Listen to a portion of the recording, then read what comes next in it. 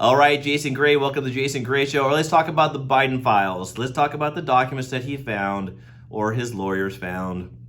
Let's talk about timelines in which he found them and sort of the comparisons between Biden and Trump in regards to how they handle the documents. Here's the deal.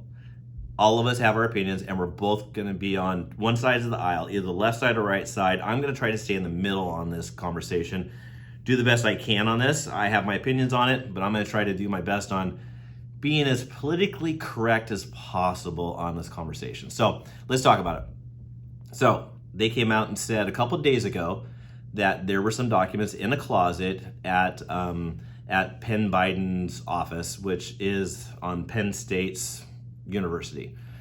So we will get into this conversation talking about Penn State and China money that was given to these causes, by the way. So we'll be talking about that. But let's talk about how the Biden administration handled the documents. So their lawyers found these documents. It was in a locked closet, very similar to Trump. Trump had his in a locked, secured area. Mar-a-Lago is a little more secure than the Penn State University. Let's be real, right? Someone can just walk in, go open a door, and they're there. And in Mar-a-Lago, you have Secret Service, you have it in a locked closet. So points to Trump, I think, on that. Now, today, they come and find out that there's some more documents that came that were in his garage at his residence. And he said it was next to his Corvette. Well, there was a picture that was on Zero Hedge today that showed him in his little Corvette with these boxes off the side, and he has these boxes. So it was in a secured garage, but obviously someone could get into that. Secret Service around him, all said and good. Maybe give him some points on that.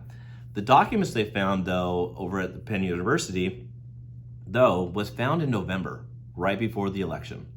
So the thing that I think Biden's stepping into on a landmine is that he didn't say anything until now. And there were elections that were going on, and that could have blown up in their face during election time. That's going to be a problem, for sure. No doubt about it, that's going to be an issue, and everyone's going to go on that.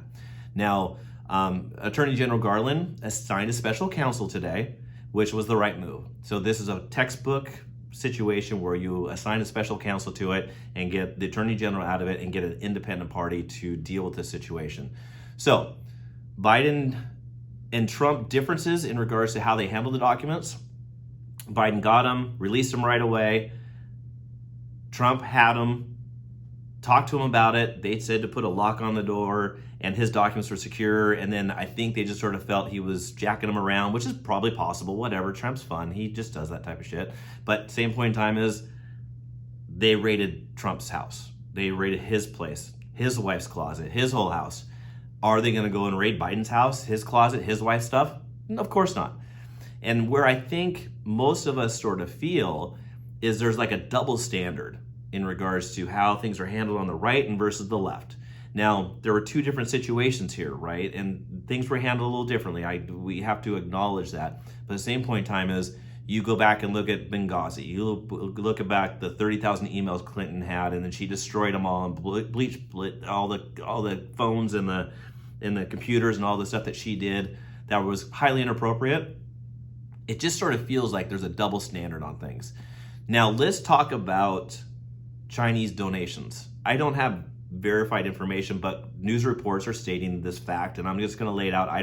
Again, all this stuff I just read, and the funny thing is we all, either whatever we listen to or we read, we all think is the truth.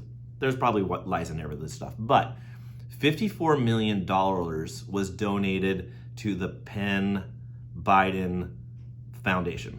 Whatever that is. I don't know what that is. I'm sure we'll hear about it. 14, did I say billion? Million, sorry. So the 54 million. Then 14 million was donated to the University of Pennsylvania, of Penn State, or Penn State University. So, sorry for my jumbling of my words there.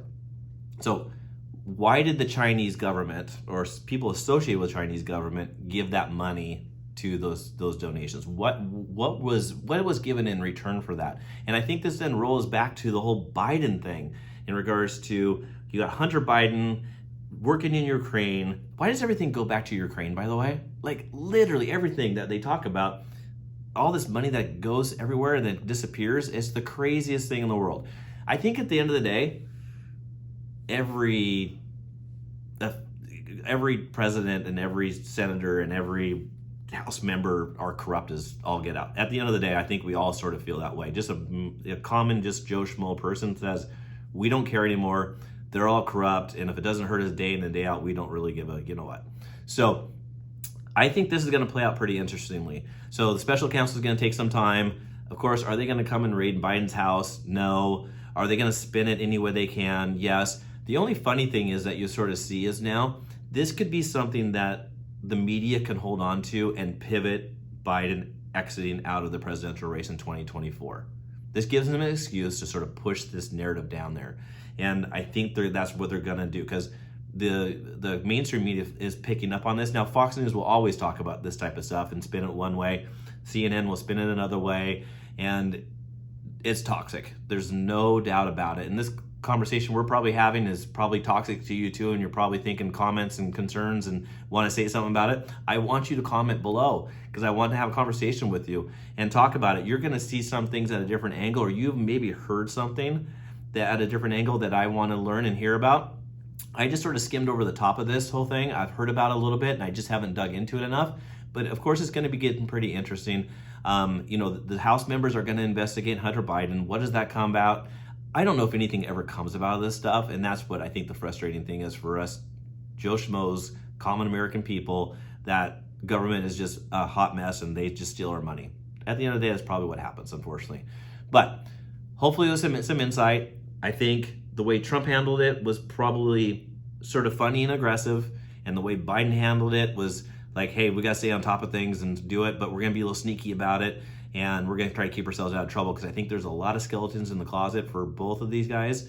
And it'll be interesting to see how this plays out over the next couple months.